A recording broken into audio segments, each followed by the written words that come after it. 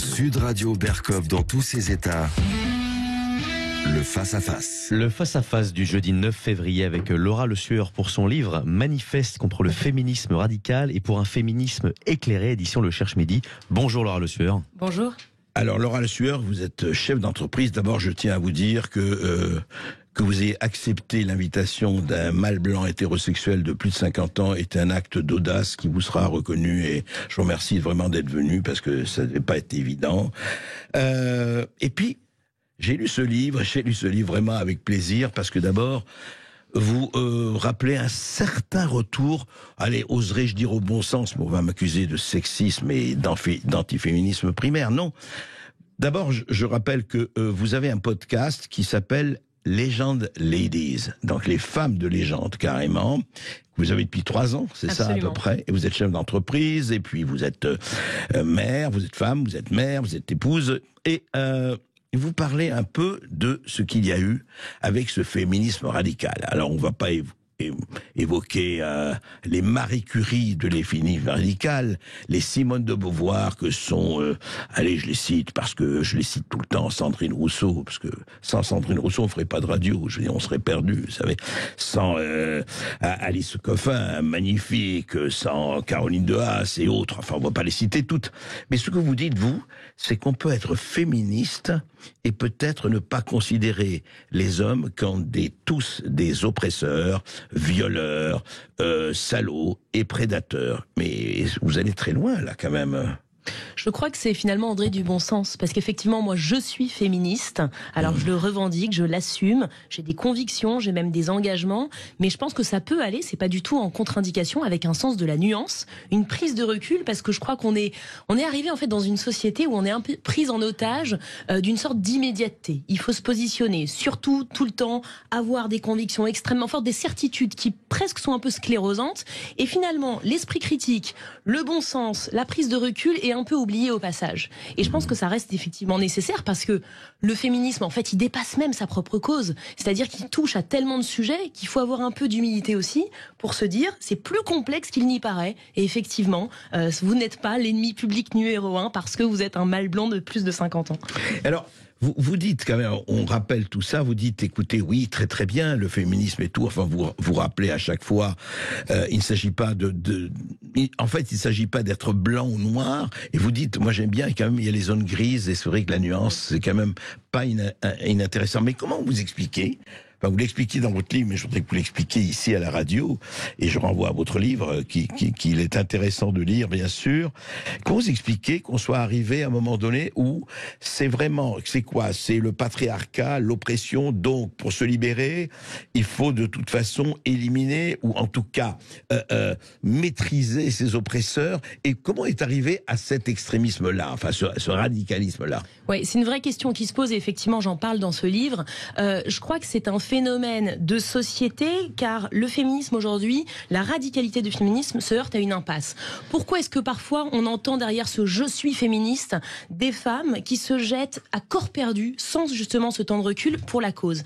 Parce qu'on est quand même dans une société où on voit que les cellules un peu traditionnelles se délitent. C'est-à-dire que la religion n'a plus d'adhésion comme auparavant, la famille aussi est une famille beaucoup plus dispersée, les partis politiques, on le voit avec les taux d'abstention assez records à chaque fois, se délite aussi.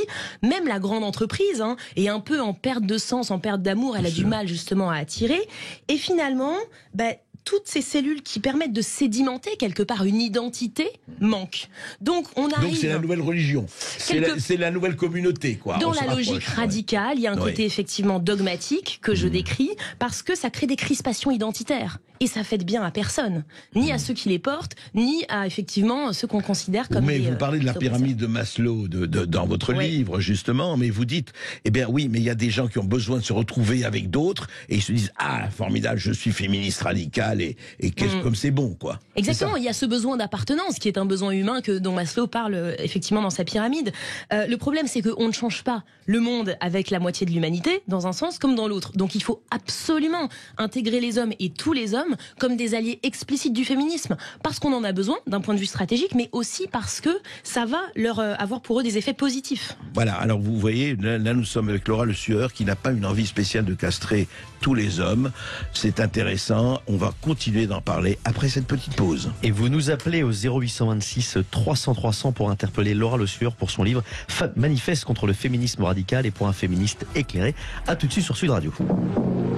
Ici Sud Radio. Les Français parlent au français.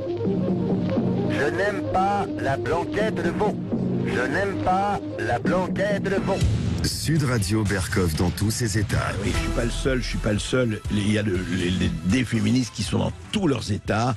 Alors certains dans leurs états délirants, d'autres dans leurs états de bon sens. Ce qui est intéressant au moins, il y a plusieurs variétés. Et Laura Le Sueur, qui vient d'écrire le manifeste contre le féminisme radical et pour un féminisme éclairé aux éditions du Cherche Midi, eh bien vous en parlez et vous faites, enfin vous essayez de faire, mais vous le réussissez assez souvent, la part des choses. Mais alors justement, est-ce que c'est très complexe tout ça, parce que on peut vous dire oui d'accord, c'est vrai, mais alors dites-moi, est-ce que les femmes doivent utiliser, parce que on a eu en France quand même des siècles et des siècles, d'ailleurs Françoise Giroud en parlait très très bien, on a quand même des traditions de courtoisie, de séduction, de jeu, la conversation, enfin c'est toute la littérature du 17e, 18e, 19e, sans remonter aux troubadours du Moyen-Âge, parle de ça. C'était pas du viol, de la prédation. Bien sûr qu'il y avait de la viol et prédation, mais c'était pas ça le langage. Et on peut vous dire, oui d'accord, vous dites les femmes, entreprenantes, tout ça, mais est-ce que les femmes n'utilisent pas aussi, vous comprenez, leurs armes féminines, leurs armes de séduction, leur beauté ou leur charme, pour, par exemple, vous parlez de l'ambition. Et vous, à juste titre, vous dites l'ambition, c'est pas un péché, loin de là, au contraire. Mais justement, est-ce qu'il n'y a pas dans ce jeu homme-femme aussi une espèce de marge de manœuvre à respecter sans que l'on tombe tout de suite dans le MeToo et compagnie ? Si, absolument, André, je pense qu'il faut adopter une sorte de principe de riposte graduée. C'est-à-dire que si on s'estime féministe radical, ce qui après tout est un droit, mais qu'on commence à invectiver un homme qui va nous tenir la porte, quelle que soit, j'ai envie de dire, son intention, et que on se comporte de la même manière face à un sexisme ordinaire qui a besoin effectivement d'être interpellé, on perd, si vous voulez, l'impact. Donc il faut un principe de bon sens, encore une fois, de riposte graduée. Et après, quelque part, c'est tout le principe des relations. C'est-à-dire que ça dépend de chaque cas particulier. On ne peut pas globaliser. C'est ça le problème. On ne peut pas dire tous les hommes, on ne peut pas dire toutes les femmes. Il faut avoir un petit peu généraliser, quoi. De recul. C'est très dangereux, cette pensée globalisante, parce que ça nous enferme. Et d'où vient, alors justement, vous en parlez dans votre livre, d'où vient cette chosification ? La chosification des femmes. Vous savez, avant c'était la maman et la putain, voilà. Il fallait choisir, on pouvait être les deux, mais enfin voilà. Et puis les hommes, tous évidemment des massacreurs, voire Alice Coffin dans son génie lesbien et autres livres du même genre. Est-ce que franchement, vous parlez, d'ailleurs je voudrais que vous parliez de cela, vous parlez de la victimisation et du statut de victime éternelle qui est quand même quelque part assez confortable. Je pense que c'est pas forcément rendre service aux femmes que de les considérer comme des perpétuelles victimes. Il y a des faits, on voit le drame absolu, il faut quand même le rappeler, que sont les féminicides. C'est une femme tous les 2 jours et demi qui meurt sous les coups de son conjoint, ex-conjoint. C'est absolument inacceptable. Il faut évidemment le sanctionner et continuer à le faire. Maintenant, un des angles morts du féminisme radical que je déplore, c'est qu'à un moment donné, armer les femmes pour aider à leur libération, c'est aussi leur dire, vous avez la possibilité aussi de vous armer en apprenant quelque part à plus négocier, à oser, à dire non, à plus demander. Moi, je vais vous dire, André, dans l'entreprise, avant j'étais salariée dans des entreprises du numérique, j'ai vu autant de femmes victimes du sexisme ordinaire que de femmes qui s'auto-censuraient. Donc apprendre aussi aux femmes, c'est pas du tout leur dire qu'elles sont à tout prix responsables de cela, parce que ça vient de construction sociale, d'éducation, mais leur dire, vous avez aussi une responsabilité pour vous libérer, c'est au contraire leur redonner du pouvoir. Et ça, on n'en parle pas suffisamment. Alors, et puis vous dites aussi, il faut quand même rappeler, que les femmes entre elles, comme les hommes entre eux, sont capables, ils ont des pires manœuvres. Je pense que malheureusement, c'est même parfois pire. Sur le podcast Legend Ladies, où j'ai reçu 200 femmes et quelques hommes aussi, quand je coupais le micro, la grande majorité d'entre elles me disaient, vous savez, les obstacles que j'ai connus dans mon parcours professionnel, la plupart du temps, ils venaient presque plus souvent de la part d'autres femmes que de la part des hommes. Alors c'est un sujet qui a un peu été évoqué parce qu'il y a des ouvrages qui sont sortis là-dessus l'année dernière, la rivalité féminine. Donc on doit arriver dans un féminisme constructif et non pas de la déconstruction, qui envisage des nouveaux rapports entre les femmes et les hommes, mais aussi des nouveaux rapports des femmes entre elles. Il faut dépasser ça, c'est indispensable. Oui, et ça fait partie du même combat, d'ailleurs. Mais bien sûr, exactement. D'ailleurs, parce que c'est encore une fois les vieux schémas, et les schémas, il faut que je plaise à mon patron, ou à mon... voilà, etc. Ce qui, quelque part, est humain, parce qu'on nous a répété que les places étaient chères, que c'était compliqué, et qu'il y avait peu de femmes dans les hautes instances de direction. C'est en train d'évoluer lentement, mais sûrement, mais à un moment donné... C'est toujours le cas. C'est encore un petit peu le cas, mais ça commence à évoluer parce qu'on a plus de modèles de représentation féminin. Mais il faut se dire que quand on fait la courte échelle à une autre femme et qu'on est femme soi-même, on n'est pas en train de s'amoindrir. Au contraire, on est en train de s'élever. Et il ne faut pas attendre d'avoir 60 ans pour le faire et d'être en fin de carrière. Et alors, ces dérives et ces excès que vous dénoncez effectivement dans votre livre, et vous en parlez, et vous dites à un moment donné quand même, alors là c'est une phrase quand même qui va valoir les accusations de collabo la plus totale, nous avons besoin des hommes. Vous osez dire ça? Nous avons besoin des hommes, nous avons besoin des uns des autres, parce qu'il faut que, c'est ce que je vous disais, que les hommes soient ces alliés explicites. Mais déjà parce qu'ils ont tous à minima des mères, pour beaucoup des conjointes, des sœurs, des amis, peut-être des filles. Mais aussi, André, parce qu'en fait, quand on rebat les cartes et que les femmes prennent plus de place dans la société, évidemment, le rôle des hommes va évoluer. C'est une opportunité pour eux de revoir la manière dont eux aussi ont été éduqués. Parce qu'on parle de charge mentale des femmes, mais si on a dit aux femmes « sois belle et tais-toi », on a aussi dit aux hommes, sois fort et prouve-le. Voilà. Et donc finalement, cette charge qu'ils ont, ça crée des répercussions dont on ne parle pas assez. On parle des féminicides, on ne parle pas des suicides. Vous avez 75% des suicides qui sont des suicides d'hommes. Parce qu'ils ont aussi cette charge et qu'ils en parlent moins et que finalement, l'ennemi numéro 1, ce ne sont pas les hommes, c'est une masculinité un peu toxique et un peu trop viriliste qu'il faut dépasser pour le bien de tous. Et puis le côté compétition, attention, il faut que je montre que je suis le plus fort, Exactement. le plus, etc., le plus vertébré, etc. Et en fait, et oui, mais justement de ce point de vue, est-ce qu'il n'y a pas quelque chose aussi à changer dans le langage ? Est-ce qu'il n'y a pas un problème de langage, je veux dire, le langage courant, etc. Et est-ce que vous êtes, vous, par exemple, quand on arrive effectivement à dire, et vous avez vu, c'est le woke et la cancel culture, que quand le prince charmant embrasse la belle au bois dormant, il la viole puisqu'elle embrasse, il se contente de lui effleurer la bouche, il la viole puisqu'elle est endormie. Alors, c'est une bonne question parce que quelque part, ce qui nourrit nos perceptions, c'est tout ce qu'on va consommer en termes justement de culture, les médias et les dessins animés, l'exemple que vous prenez, pour en faire partie. Moi, j'ai été bercée par ces dessins animés de Walt Disney. Il faut pas renier le fait que ça façonne nos représentations et c'est vrai qu'on nous a présenté, vous parliez de la mère et de la putain, on nous a présenté soit des reines vraiment très mignonnes, très jolies, qui étaient un peu passives, soit des vilaines sorcières très méchantes. Donc je pense qu'il y a un entre-deux parce que les femmes sont des êtres pluriels qui peuvent avoir leurs propres contradictions et c'est très bien que la culture aussi et le divertissement avancent en proposant des héroïnes un petit peu plus casse-cou, audacieuses, courageuses. Ça c'est intéressant aussi. C'est vrai. Encore que je crois que si un prince embrasse vraiment comme ça furtivement une jeune endormie, qu'on en arrive à parler de viol, ça en dit long. En tout cas, on va continuer à parler avec Laura Le Sueur. Oui, tout de suite. Auditeurs et auditrices, vous avez la parole au 0826 300 300. Vous nous appelez pour interpeller Laura Le Sueur. À tout de suite sur Sud Radio.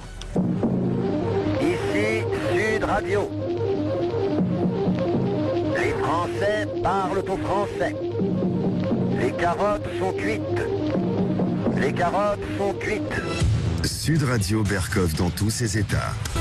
Et oui, et oui. Et le féminisme dans tous ses états, c'est aussi le sujet du livre de Laura Le Sueur, paru aux éditions du Cherche Midi. Alors, il y a un épisode dans votre livre assez amusant. Vous racontez que à l'issue d'une de vos conférences, un jeune cadre de 40 ans, est venu vous voir et il dit voilà ce qui m'est arrivé dans un colloque auquel je devais participer, raconter.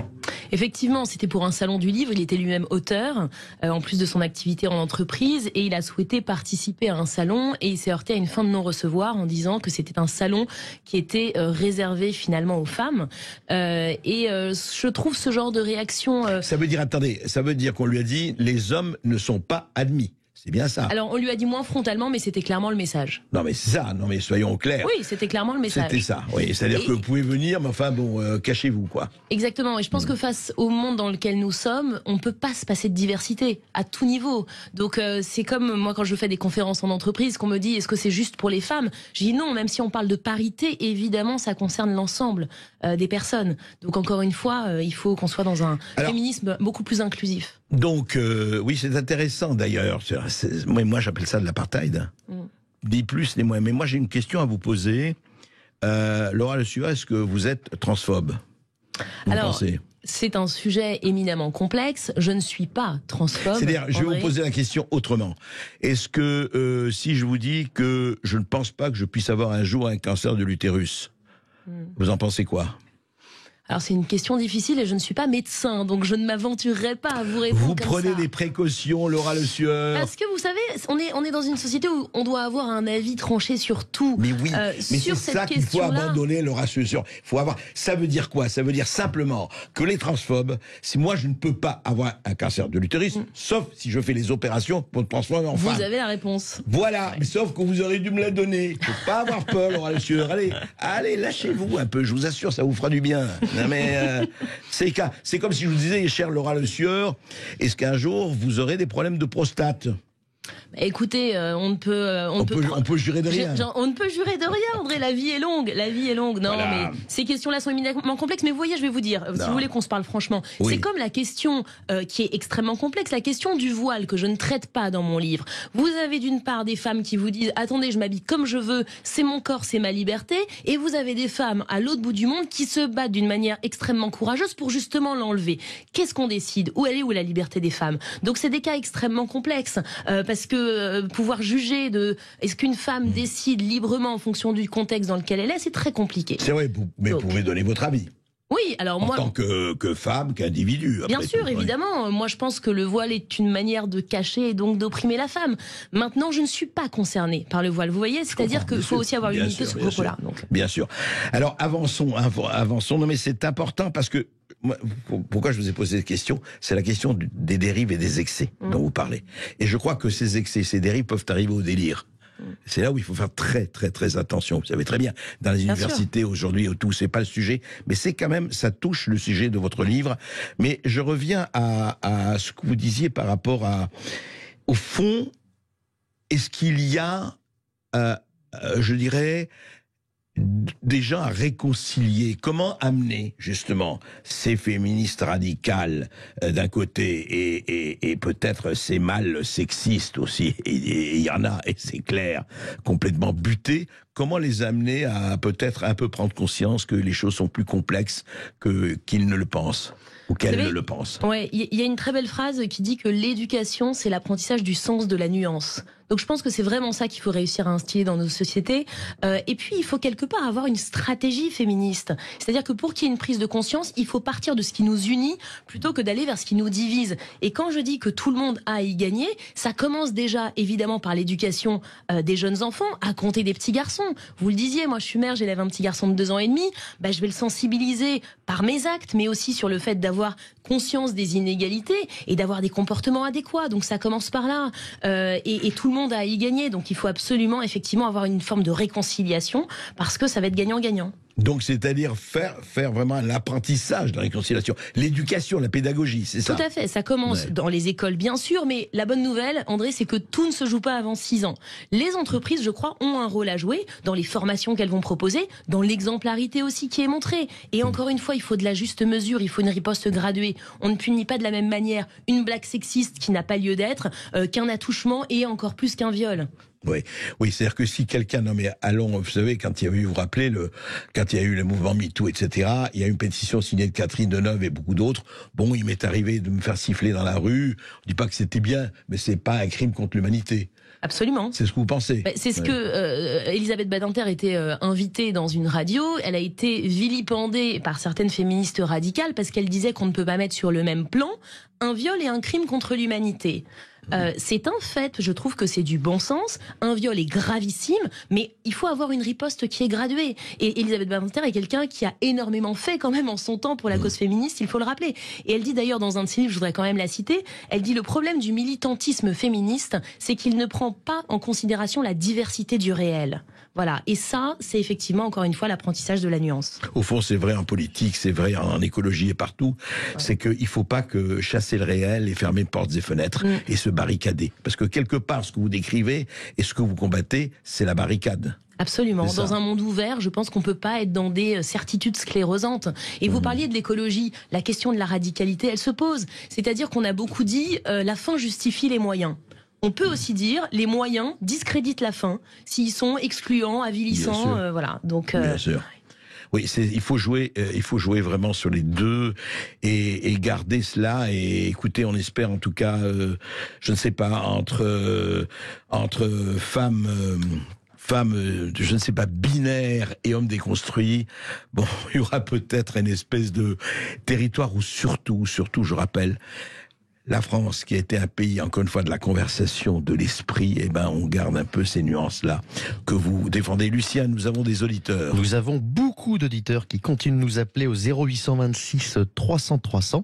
Et on commence avec Richard de Toulouse. Bonjour, Richard. Bonjour, Richard. Bonjour à vous. Richard, on vous écoute. Oui, j'avais une question en fait qui me taraude pas, mais qui m'interpelle en fait. Ouais. Les féministes radicales ne se sont jamais élevées contre une loi qui existe aujourd'hui, qui est très sexiste. C'est la loi qui est encore en vigueur sur la mobilisation. En cas de conflit, même si les Français ne font plus l'armée, ils sont mobilisables, contrairement à ce que des gens pourraient penser. Elles sont mobilisables, vous dire les femmes sont mobilisables, c'est ça que vous dites ? Non, il n'y a que les hommes de mobilisables. Et là, je me dis, tiens, c'est une incohérence, c'est un oubli. En fait, je pense qu'il y a un peu d'hypocrisie. Et ce que veulent les féministes, on va dire, extrémistes, c'est récupérer tout ce qui peut être un avantage et délaisser aussi ce qui est un peu plus compliqué. Le plus pénible. Et justement, écoutez, alors la question de Richard, ça me peut poser de prolonger la question de Richard, Laura Le Sueur, c'est qu'effectivement, alors quand on fait la guerre, est-ce que les femmes doivent y être ? D'ailleurs, il y a des pays où les femmes sont soldats, font la guerre, etc. Vous en pensez quoi, vous ? Est-ce que les femmes doivent en fait être ouvertes à tous les métiers possibles et imaginables ? Alors oui, c'est une question effectivement intéressante. Bon, heureusement, et j'espère que la question ne se posera pas d'être mobilisée ou pas si une guerre vient vraiment sur notre territoire. À l'époque, la question ne se posait pas parce que la répartition des rôles et la place des femmes dans la société, elles travaillaient effectivement beaucoup moins. Donc les hommes étaient mobilisés et les femmes restaient plus souvent dans le foyer, notamment pour s'occuper des enfants. Si aujourd'hui la question se posait, je pense que ce serait considéré différemment. Et pour répondre à votre question, André, et à celle de Richard, moi je pense que si on suit le principe, mais même sans parler du féminisme radical, du féminisme, les femmes comme les hommes devraient être mises effectivement devant les mêmes opportunités, possibilités et devoirs. Si on parle effectivement de la mobilisation. Mais alors est-ce qu'on n'oublie pas un peu, juste un mot quand même, pardon, le physique, quand j'ai dit le physique, la structure, je veux dire, le métier, prenons un métier comme celui de couvreur de toit. Bon, est-ce que vraiment, alors peut-être c'est possible, à ce moment-là, bravo, ou bravo, en tout cas, on admet la chose. Est-ce que il n'y a pas certains métiers quand même qui demandent une espèce de force physique, et il y a cette différence qui existe? Certainement, il y a autant de cas que de réalités. Maintenant, on voit aussi que dans la profession du soin à la personne, du care, comme on l'appelle, il y a une surreprésentation des femmes. Et c'est même pas une question de force physique, c'est une question là pour le coup de socialisation. On voit que la plupart des assistants sont des assistantes, des secrétaires, des femmes, les infirmières, les sages-femmes, les aides-soignantes. Et d'ailleurs, ce sont des professions qui sont pas très souvent valorisées. Et là, ça questionne un peu aussi sur les valeurs de société. Donc, c'est vrai, ça nous renvoie effectivement à une autre réalité. Lucien.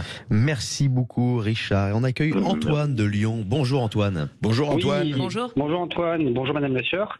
Voilà, je pense que les excès, les dérives ont déjà eu lieu depuis pas mal d'années. Et la nuance n'existe plus sur cette thématique, à part sur Sud Radio où on a des débats contradictoires et nuancés. Mais je vous prends un exemple concret, et là j'ai besoin de votre avis sur le mot féminicide.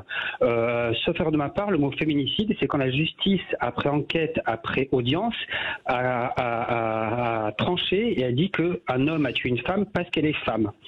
Sauf que là, maintenant, tout est féminicide. Et toute la journée, ce mot apparaît dans les ondes, sur les télés, dans les radios, dans la presse écrite locale ou nationale, ce qui fait que ça imprègne, ça se diffuse dans la société, et c'est devenu une dérive de la novlangue féministe extrêmement inquiétante, que tout le monde s'empare, et c'est devenu banalisé. Il y a une dérive verbale, sémantique, qui est inquiétante.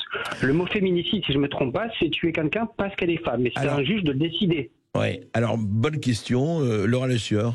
Oui, c'est un point. Quoi alors, sur la banalisation, je nuancerais peut-être un petit peu le propos. Ce qui est vrai, c'est qu'on en parle beaucoup plus. Et là-dessus, pour le coup, je serais assez radicale. Je trouve que c'est une excellente chose qu'on en parle beaucoup plus parce que c'est un phénomène, effectivement, de tuer une conjointe ou ex-conjointe, donc avec ce rapport de relation qu'il y a eu. Et on a quand même eu 109 féminicides en 2022. Il faut quand même parler factuellement et rappeler les chiffres. On est tous et toutes d'accord pour dire que ce sont des drames. Est-ce que ce mot a été banalisé, instrumentalisé? C'est comme toujours, tout dépend qui le porte. En revanche, je vais vous donner pour le coup une vision peut-être un peu plus globale qui est intéressante. Les féminicides sont un drame. J'ai parlé des suicides qui concernent, c'est quand même 25 suicides par jour en France, dont 75% d'hommes.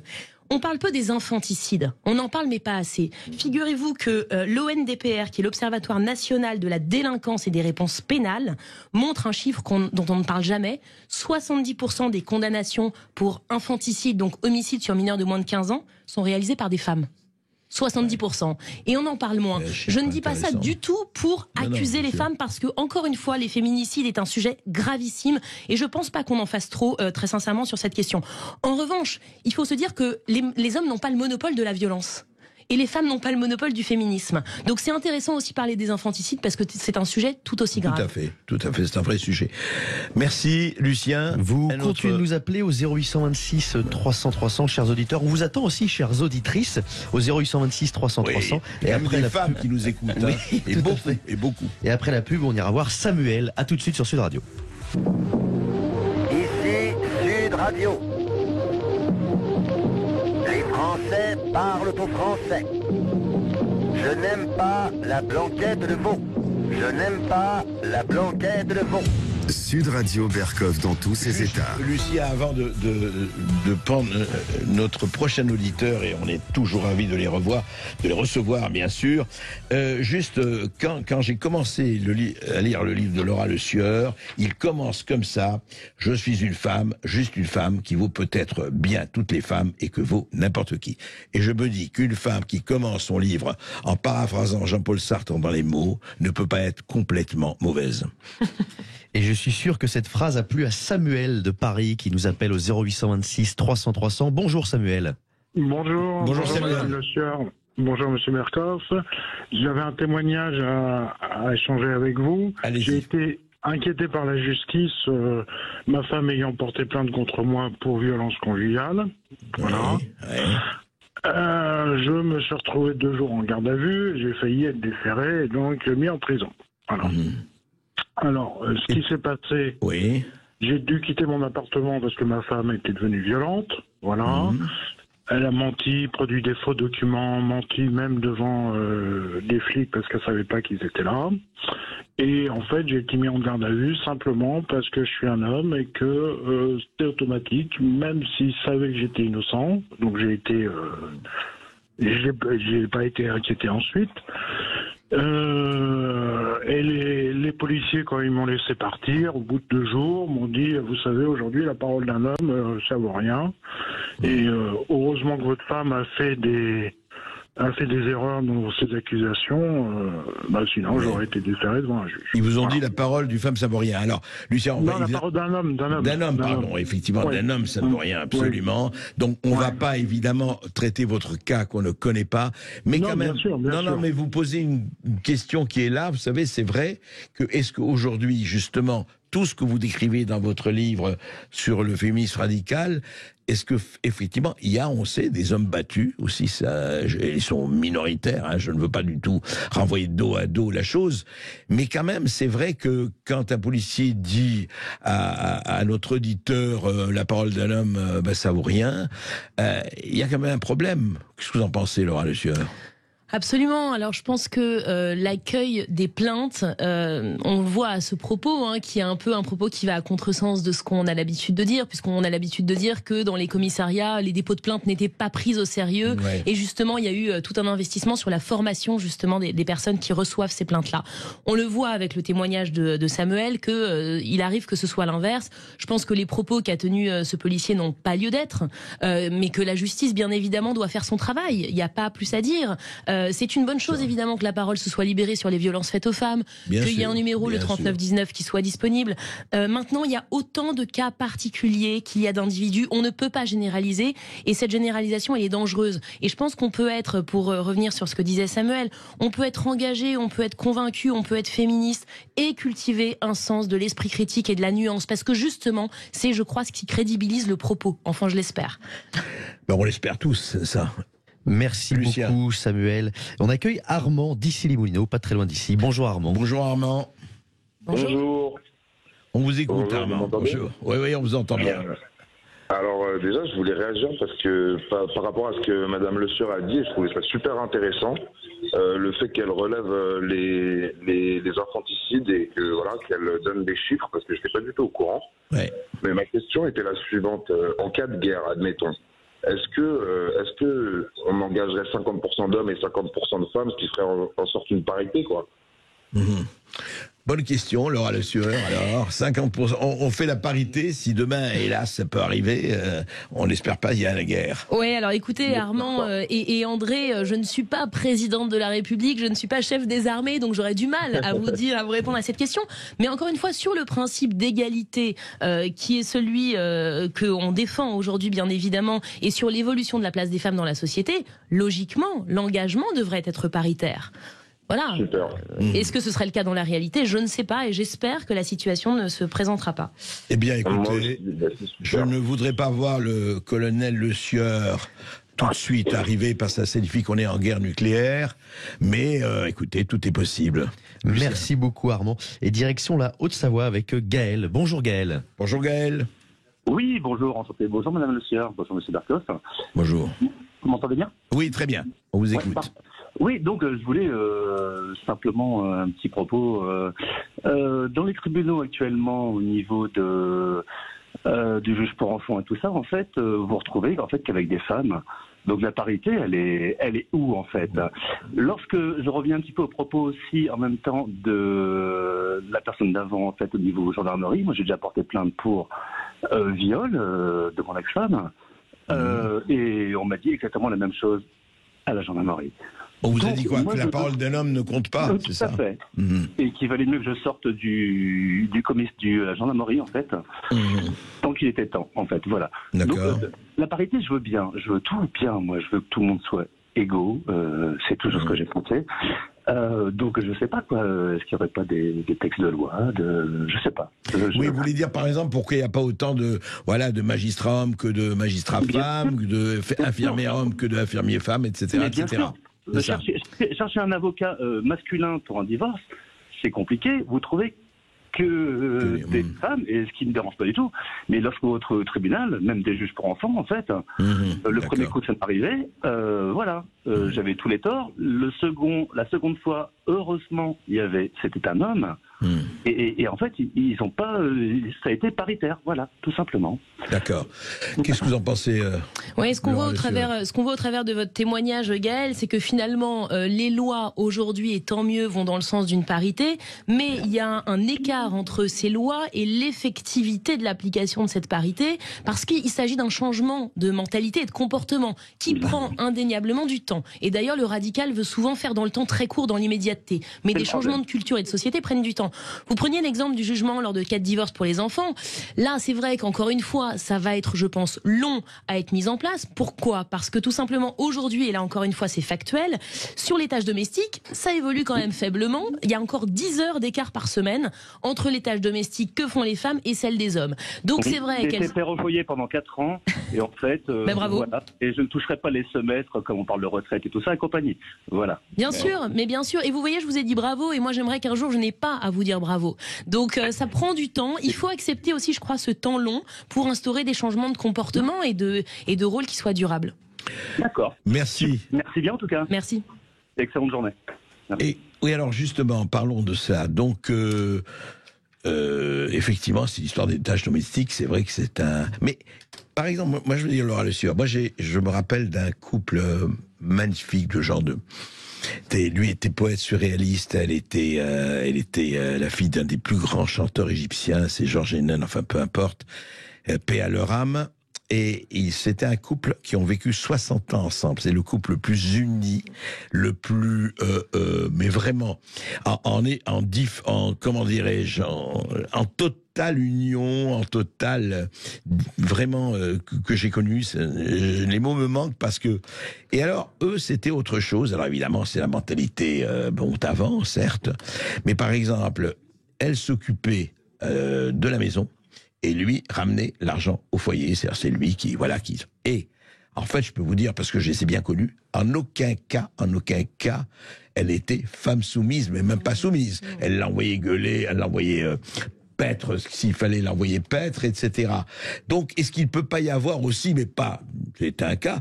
Alors ça, c'était le cas traditionnel, mais on disait, voilà, la femme est soumise. Est-ce qu'il peut pas y avoir partage des tâches ? Mais c'est une excellente question, parce que vous voyez, dans le podcast que j'ai créé, que vous mentionniez au début de l'émission, les John Ladies, je parle d'ambition.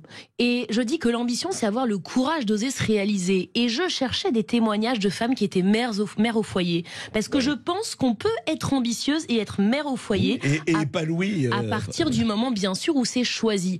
Et c'est, en fait, toute la différence, c'est que les femmes soient en mesure de se définir pour elles-mêmes, par elles-mêmes, de manière libre, qu'elles soient mères au foyer ou patronnes du CAC 40, en fait. Il n'y a pas une ambition qui est plus louable qu'une autre. Donc, si le partage des tâches convient dans un couple, dans un sens comme dans l'autre, c'est très bien. Et comme monsieur, juste avant, Gaël, si l'homme est père au foyer et qu'il y trouve son compte et que c'est la femme qui travaille et qui ramène l'argent, très bien aussi. Sauf que lui, on lui compte pas les semestres. C'est ça. Important. Est-ce qu'on a encore un dernier rapide, très rapide ? On a le temps pour accueillir rapidement Sylvie de Nérac. Bonjour Sylvie. Femme. Enfin, Sylvie, bonjour. Oui, bonjour. Écoutez, voilà, la parité est là. J'ai dit, mais il n'y a pas encore une seule femme qui a téléphoné. C'est vrai, merci Sylvie. Ouais. Donc, écoutez, comme d'habitude, bravo Monsieur Berkoff. Je vais vous appeler tous les jours maintenant, parce que je me régale, je ne sais plus rien. Je suis devant mon poste chaque midi, il ne faut pas me déranger. Merci. Voilà, quant à votre interlocutrice, Madame Le Sueur, je suis parfaitement d'accord avec elle dans la mesure où effectivement, ne soyons pas excessifs, ayons toujours du bon sens, essayons d'être indépendants, de se connaître, comme vous dites, qui que nous soyons, ayons notre ambition personnelle, élevons aussi nos enfants dans le bon sens. Moi, j'ai élevé un fils exactement de la même façon que ma fille, donc c'était le ménage pendant que les parents travaillaient, se partageaient des tâches. Et j'ai aujourd'hui une bru qui me bénit parce que j'ai bien élevé son fils. Ah, les brus qui bénissent les belles-mères, c'est un phénomène assez rare pour mériter d'être fêté. Chère Sylvie. Écoutez, j'espère avoir le même résultat que vous avec le petit garçon de 2 ans et demi que j'élève, effectivement, et d'en faire un homme qui soit, encore une fois, un allié explicite du féminisme, parce que nous y avons tous et toutes à y gagner. Merci Laura Le Sueur, merci à vous. Merci. Écoutez, voilà un livre vraiment à lire, parce qu'il a la mesure. Merci beaucoup, chers auditeurs, à être toujours aussi nombreux à nous écouter. C'était le face-à-face avec Laura Le Sueur pour son livre Manifeste contre le féminisme radical et pour un féminisme éclairé, édition Le Cherche Midi.